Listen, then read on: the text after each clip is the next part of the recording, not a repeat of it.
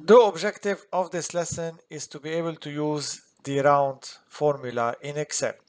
So let's get to it. I'll write equal round and then you open bracket. You have two parameters here, the number and the number of digits. So it's as its name suggests, this is the number you want to round and to which precision do you want to round this number. So for example, I can say I want to round 12.31. I want to round it to 1 decimal point. So between the two parameters you have a comma. You put enter, it's 12.3. Now let's do this with cells instead of just hard-coded numbers. So I'm going to say equal round, open parenthesis.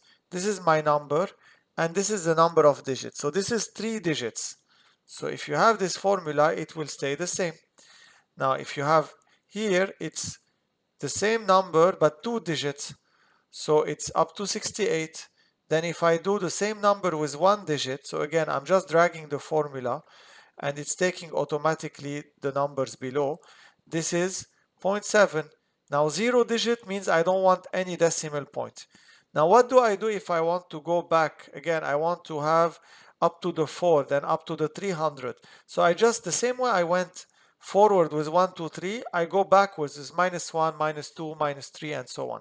So if I drag the formula, as you can see here, it rounded to this point, and here it rounded to the hundreds.